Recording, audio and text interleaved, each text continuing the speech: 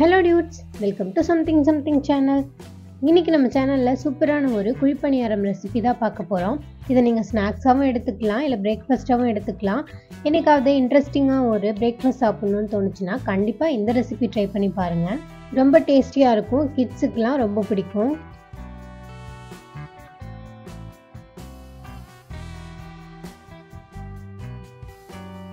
இது செய்யறதுக்கு நான் 200 கிராம் அளவுக்கு இட்லி அரிசி எடுத்து வச்சிருக்கேன். இது கூடவே 20 கிராம் அளவுக்கு உளுந்து எடுத்து வச்சிருக்கேன். இது ரெண்டையும் ஊற வச்சு ஒரு மிக்ஸி ஜார்ல சேர்த்து மாவை அரைச்சு எடுத்துக்கலாம்.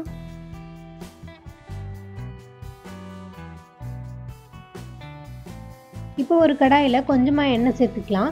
எண்ணெய் சூடானதும் கடுகு, உளுத்தம்பருப்பு, சீரகம், கருவேப்பிலை, கட் பண்ண ஆனியன், பச்சை மிளகாய் இதெல்லாத்தையும் சேர்த்து நல்லா வதக்கிக்கலாம்.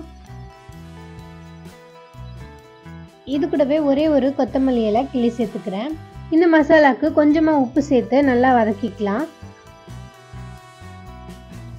இப்போ இதை மாவு கூட சேர்த்து கொஞ்சமா தண்ணி சேர்த்துக்கலாம். தேவையான அளவுக்கு சால்ட் சேர்த்துட்டு இந்த மாவை இட்லி மாவு பதத்துக்கு கரைச்சி எடுத்துக்கலாம்.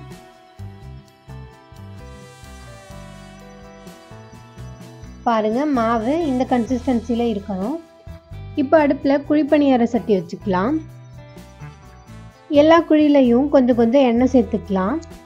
எண்ணெய் சூடானதும் நம்ம மிக்ஸ் பண்ண பேட்டரை இதில் எடுத்து ஊற்றிக்கலாம். ஊற்றிட்டு இதை அப்படியே மூடி வச்சு ஒரு 2 நிமிஷம் வேக வைக்கலாம். 2 நிமிஷத்துக்கு அப்புறம் இன்னொரு சைடு திருப்பி போட்டுடலாம்.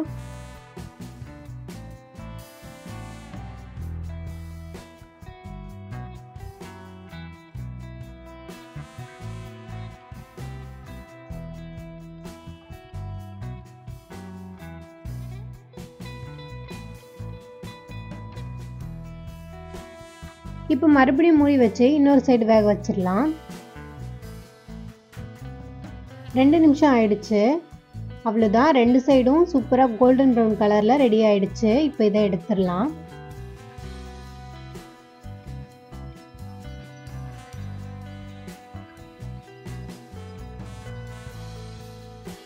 அவ்வளோதான், சிம்பிளான ரெசிபி, ரொம்ப டேஸ்டியாக இருக்கும். கண்டிப்பாக ட்ரை பண்ணி பாருங்கள். இது கூட தேங்காய் சட்னியோ கார சட்னியோ எது வச்சு சாப்பிட்டாலும் சூப்பராக இருக்கும்.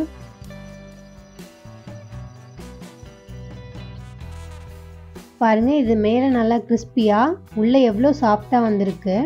இந்த ரெசிபி ட்ரை பண்ணி பார்த்துட்டு எப்படி இருந்துச்சுன்னு கமெண்ட்ல சொல்லுங்கள். இது மாதிரி வீடியோஸ்க்கு சேனலை சப்ஸ்கிரைப் பண்ணிடுங்க. தேங்க்யூ.